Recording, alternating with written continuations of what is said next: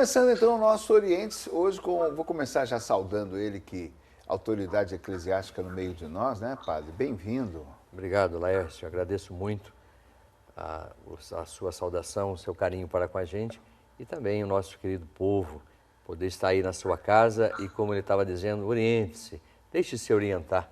Isso faz com que a gente atinja a meta, principalmente esse reino que Jesus veio plantar em nosso meio.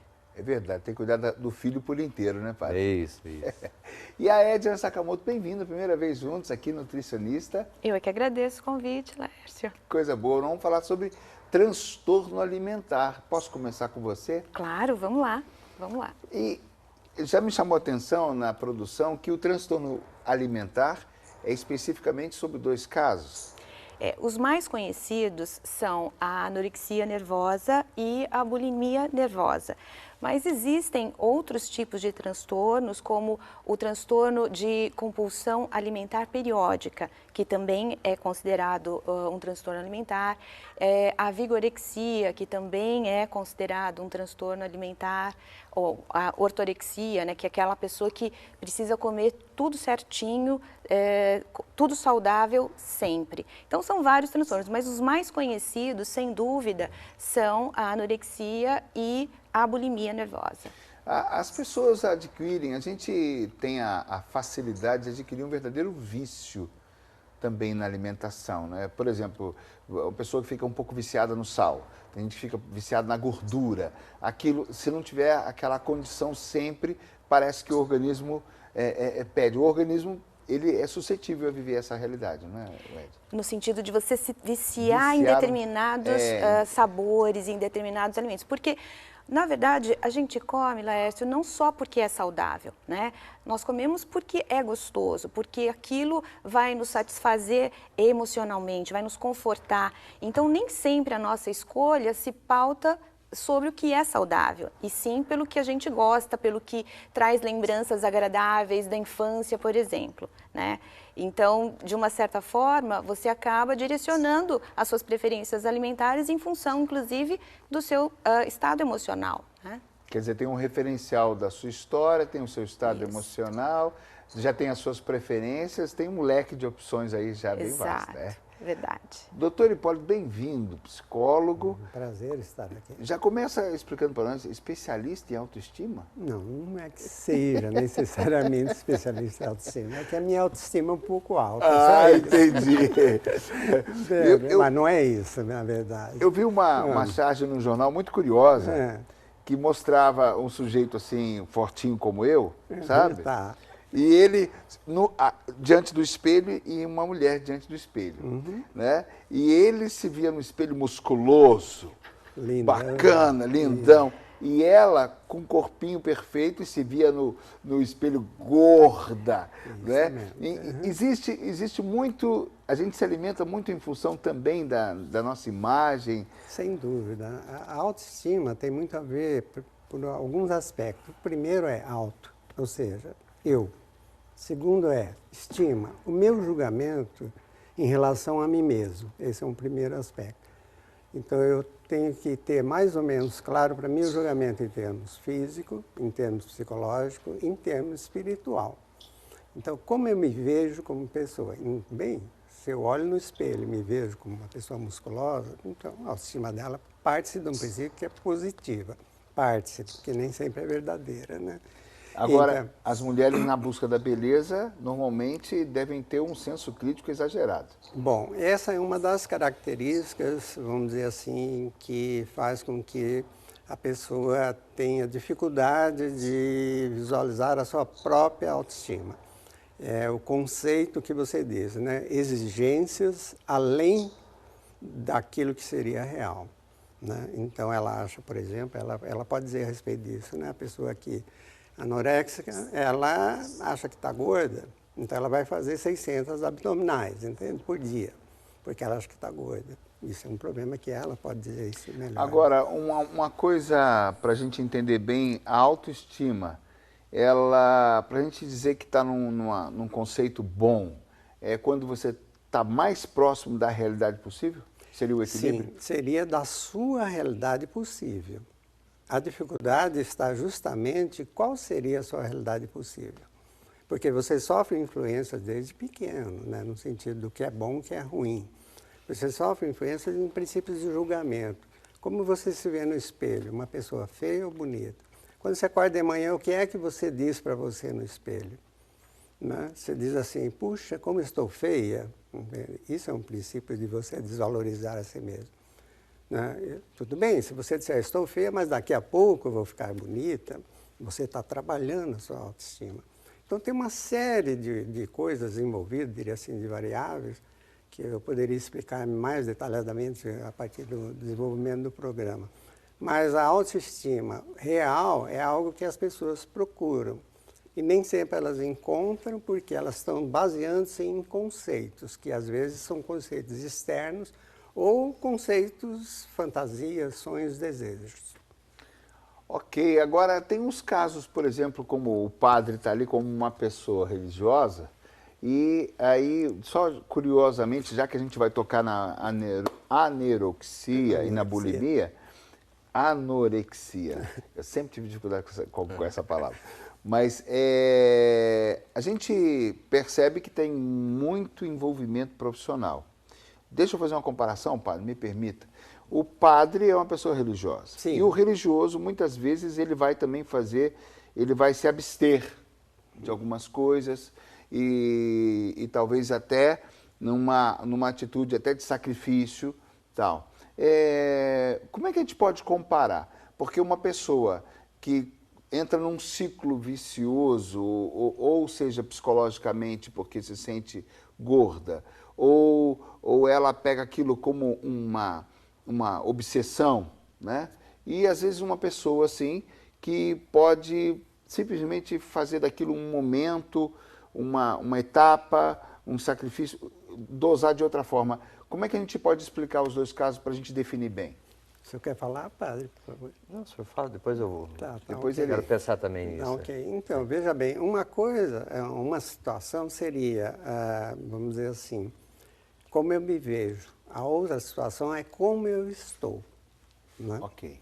Como eu estou, por exemplo, eu posso passar por uma situação traumática, né, muito grande, perda significativa, a minha autoestima pode ir lá embaixo. Certo. E aí eu preciso de algum tempo, de algumas maneiras, de alguns mecanismos internos para me recuperar. Né? Existe um termo chamado resiliência em psicologia, Sim. que é a capacidade da pessoa se recuperar. Então, é assim, quando ela percebe que ela pode e ela tem uma vontade de sair daquela situação, então ela supera essa dificuldade. Agora, quando ela se vê como uma pessoa perdedora, aí a coisa é complexa, muito complexa. Isso tem uma história de vida, né? Como ela vê a si mesma nesse sentido. Padre, então, baseado num referencial, no caso aí a gente está dizendo da fé, né? A gente pode permear um pouco essa questão de se sacrificar aqui um pouco, sacrificar, mas a gente não perdeu, não perdeu o nosso norte, né? O nosso Eu poderia dizer, na nossa terminologia, um voto, né? Que você faz um voto que é algo para o seu crescimento interior, diríamos assim. Então, quando Jesus propõe que você deve ter jejum, que você deve abster-se de alguma situação, lógico que não é para que você sinta fome, simplesmente, mas para que você partilhe aquilo que você também tem. E no sentido de você ter autodomínio, né? Dizer que a matéria não só ela me domina, eu não estou dominado pela matéria, mas tenho algo que supera, não é só de pão que vive o homem. Sim. Então, um pouquinho dentro dessa mística. Então, é um voto pela qual eu faço para o meu crescimento interior, mas não simplesmente por um sacrifício, por um açoite, uma coisa assim, que seria uma autoflagelação, seria um absurdo isso, né? Mas para o crescimento, para a maturação. Nesse contexto que ele colocou, doutor Hipólito, é até positivo, né, padre? Porque positivo. A gente pode perceber um exagero e a gente fala, bom, deixa eu aliviar com esse exagero. E partilhar isso, não que é isso que é bonito, né? A gente se sacrifica positivamente, vamos falar assim. Isso. Eu uso muito um termo que significa abrir mão. Não é abrir mão. Isso. Eu abro mão de coisas em função de um desejo, de uma formação, daquilo que eu almejo como pessoa. Eu tenho que abrir mão, não tem jeito. Isso é bonito, né, doutor Paulo? Porque isso está na sua liberdade. Né? Isso. Porque isso gera liberdade. Porque o que o Cristo quer, o que Jesus nos pede, é o autodomínio. que você, dentro da sua liberdade, você possa fazer escolhas e até que ponto você é livre realmente. Sim. Porque quando você é dependente de qualquer situação, você é escravo. Sem dúvida. Né? Então, eu acho que jejum, oração, esmola, tudo aquilo que nos ajuda no tempo, principalmente quaresmal, é um autodomínio disso, e dominar algumas coisas pelas quais você não está dominando. Então, acho que é super pedagógico isso. Muito. Né? E isso dá domínio. Agora, se você simplesmente deixa de comer porque vai querer emagrecer, mas não partilha, não tem consequência aquilo que está sendo feito, né? É só para voltar àquilo que a sociedade está me pedindo, talvez. Então, isso esvazia muito, né? Então, o domínio da situação. Eu acho que isso é muito bacana, a gente fazer essa escolha diferenciada, porque isso é que dá o sentido pleno da liberdade. Né? Sem dúvida, a escolha consciente. Isso. Escolha consciente. Por falar em escolha consciente, eu quero apresentar você a Alcione, que ela é blogueira e ela tem um blog voltado para as mulheres mais gordinhas, né? Ela trabalha a autoestima. Deixa ela dizer, Alcione, como é que é essa história? Você trabalha voltada para as gordinhas ou você nem fala em gordinhas? O próprio blog já chama Poderosas Gordinhas. Foi um alvo de críticas quando eu escolhi o nome, porque acharam que era um nome ofensivo. Eu falei, gente, eu não acho que seja ofensivo, porque fala de mim. Né? E eu lembro que, antes de eu criar o blog, eu tinha lido um livro de uma jornalista americana, onde ela dizia assim, a palavra gorda, ela não me ofende, ela é só uma palavra. Ela tem o peso que eu der para ela. E eu tomei isso para mim. Né? Eu acho que todo tipo de ofensa que as pessoas costumam dar para quem está acima do peso, ela só vai ter peso para mim se eu der. Né? Então, eu acho para mim muito suave. Né? Então, quando eu criei o Poderosas Gordinhas, foi justamente pensando de que a mulher, ela pode ser uma mulher que impõe respeito, que impõe presença, atitude, uma mulher poderosa, mesmo estando acima do peso. Bom, muito bem-vinda, porque a gente está falando de autoestima, você tem uma autoestima, né, Alcione? Pois é, eu tenho mantido a minha lá em cima. E você ajuda, então, as pessoas que entram em contato. Como é que é o primeiro contato? As pessoas normalmente chegam tristonhas, elas vêm pedir ajuda ou elas simplesmente entram no barato da brincadeira e seguem? Eu recebo e-mails das mulheres que dizem, olha, que bacana, eu precisava mesmo de um espaço assim, eu estou me sentindo à vontade. Outras pedem ajuda de como se vestir, de como é que eu encaro, né, o fato de estar acima do peso.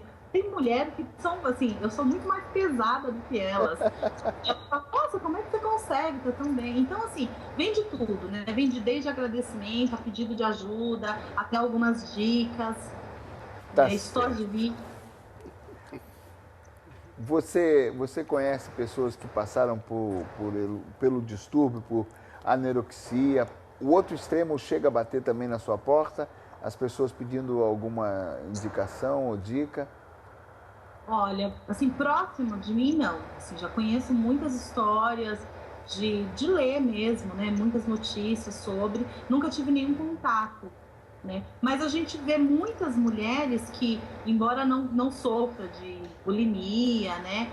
Mas nem são anoréxicas, mas que têm um distúrbio psicológico muito grande, né? De que se sentem gordas o tempo todo. Tá certo. O seu caso, então, é a relação mais com as poderosas, né? Na verdade, assim, que a gente fala assim, mas você podia olhar mais para as mulheres. Eu falei, olha, o negócio é o seguinte, não é que eu não olho para as mulheres que não se acham bonitas ou estão com a autoestima lá embaixo, mas eu procuro com que elas venham para o meu lado, né? Porque se eu ficar escrevendo sobre coisas que vão deixá-las mais tristes, mais desanimadas com a realidade, eu acho que é muito pior. Tá certo. Então, o transtorno alimentar, vamos lá. Me fala, Edna, ele é mais psicológico ou ele é mais físico?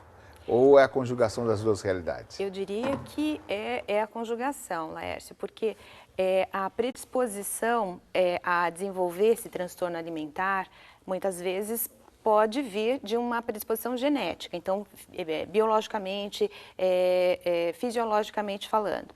Mas tem também os componentes ambientais, sociais, né, comportamentais.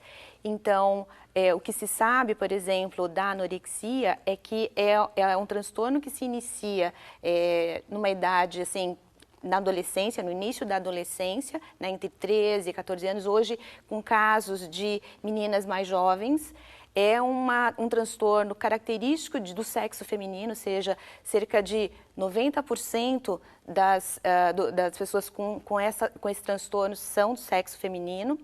E tem também toda essa questão cultural, como a Alcione coloca, né, da imposição de um modelo, de um padrão de beleza que te faz buscar algo que não é compatível com a sua estrutura física, com o seu biotipo, né? E isso leva, então, a escolhas alimentares muito inadequadas, né?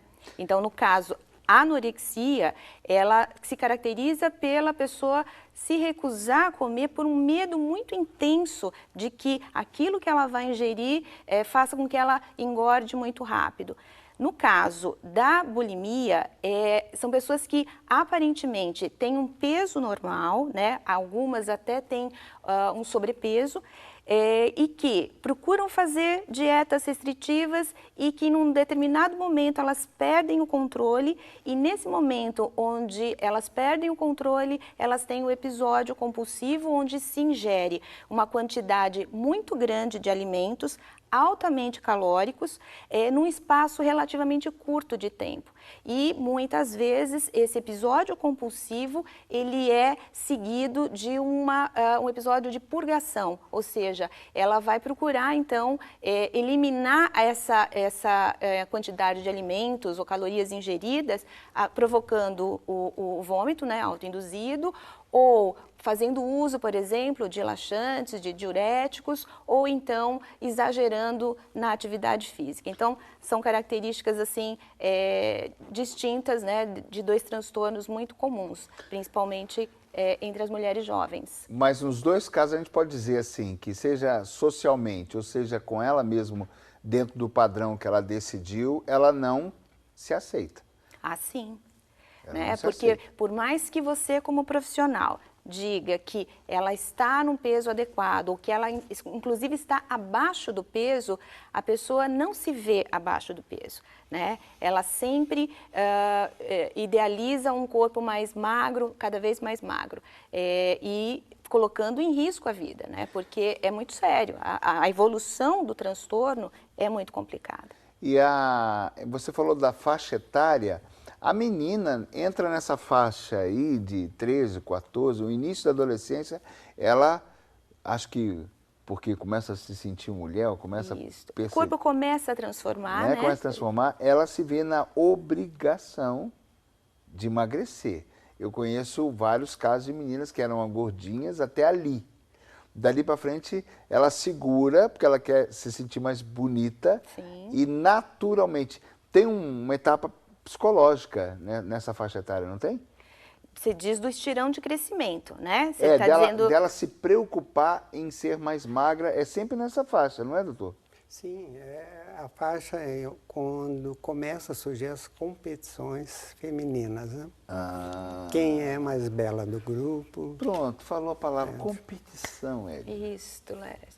E a mídia também cobra muito, né? Isso. O padrão de beleza imposto. As modelos são muito magras, são muito altas, muito magras, e a maioria das pessoas não tem aquele biotipo, por mais que consigam se manter num peso adequado, né? Esse é um quadro que eu tenho uma certa curiosidade, porque assim, quem vai ser modelo, né, ela tem uma obrigação, mas isso não está só nos parâmetros de quem vai ser modelo. Não. Já virou uma coisa social, já. Isso, porque o que se valoriza, eu acho que a Alcione pode colocar mais claramente, é aquele padrão de magreza, de beleza, é o padrão da mulher magra. Então, onde a obesidade ou a mulher mais gordinha ou no sobrepeso é como se ela não fosse bonita, mesmo sendo, mesmo tendo autoestima. Então, as pessoas cobram, na verdade, um padrão de beleza que não é, muitas vezes saudável e não é possível de ser mantido, né, para a maioria das pessoas. Né? Então, muitas não é possível, né? Vira uma obsessão. Vira uma obsessão, vira algo que não é saudável, começa a ter uma conotação muito mais patológica, né? São escolhas alimentares equivocadas, a pessoa deixa de se alimentar voluntariamente por conta de atingir esse ideal de beleza. Só que ninguém diz qual é esse ideal de beleza, né? Quase sempre é a propaganda que diz qual é o ideal de beleza. E as pessoas não desenvolvem uma autocrítica no sentido, mas eu preciso ser dessa maneira, necessariamente. Elas vão em busca de modelos que se dizem modelos estereotipados de beleza, de bem-estar, de ser feliz, etc. e tal. Mas é aí que entra a questão do autoconhecimento. Mas se cabe a mim, eu quero ser assim. Eu ia deixar para depois. Tudo bem. Mas tudo bem. Estou indo mais adiante. Alcione, a gente está falando aqui sobre a cobrança.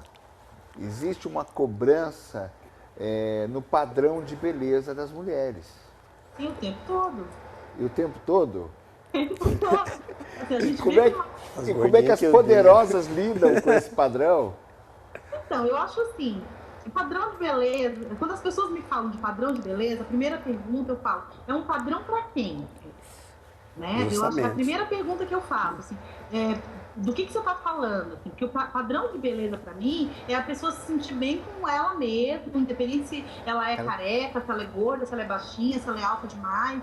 Então, assim, é difícil ter um padrão de beleza, principalmente num país tão misto como é o Brasil. Né? Se a gente falar de mulheres europeias, elas são sempre muito parecidas. Mas se você falar de mulher brasileira, a gente tem mulher brasileira de tudo quanto é tipo. Então é difícil você falar de um padrão de beleza hoje em dia. Né? Então, eu prefiro ignorar um pouco essa coisa de padrão de beleza, porque eu acho que padrão de beleza é aquele que eu estabeleço para mim mesma. Né? Então, teve uma época que meu padrão de beleza era eu ter cabelo curto, e isso para mim era bacana. Hoje em dia eu quero deixar o meu cabelo mais comprido, e eu acho, embora as pessoas falem que cabelo comprido envelhece, você já passou dos 30, é bem usar cabelo curto. Mas eu já passei dos 30 e eu quero ter meu cabelo comprido. Né? Então, eu acho que isso tem muito a ver como você encara a tua vida, como é que você encara esse processo, como é que você encara o teu espelho. Né? Então, esse é o principal. Eu acho que a maior dificuldade dessas mulheres é encarar o espelho. Né? E aí a gente não precisa nem falar de mulheres acima de 30. A gente vê, como vocês falaram, a gente vê meninas de 13, 14 anos super preocupadas com dietas e de uma forma absurda, de uma forma exagerada. Então, eu acho que tudo tem a ver com a forma em que você encara o padrão de beleza que você quer se encaixar. Gostei, viu? Até eu queria ter o cabelo comprido, mas não consigo mais. Eu só queria acrescentar. Eu só queria. Pois não. Que está se falando muito do padrão de beleza feminino, mas Sim. E o masculino? E o masculino, né? Então, eu tenho visto muito jovem, né, na academia, se olhando o tempo todo no espelho. Ele vai lá, faz algumas coisas e fica, né? Coisa interessante, né? Então ele busca uma beleza, parece-me que há alguma coisa nessa linha feminina. Não sei, posso estar errado, mas é bem por aí. Inclusive, a gente já comentou que tem até caso de... tem uma percentagem aí de casos masculinos. Casos masculinos, exatamente. Embora os transtornos alimentares sejam predominantes no sexo feminino, você também começa já a perceber alguns transtornos alimentares, inclusive em homens, muito relacionados então com a atividade física, com a forma física, né? E a questão da alimentação, sem dúvida. Bom, nós vamos para o intervalo, né? Esse é o nosso programa de hoje, falando sobre o transtorno alimentar e a autoestima. A gente volta já já.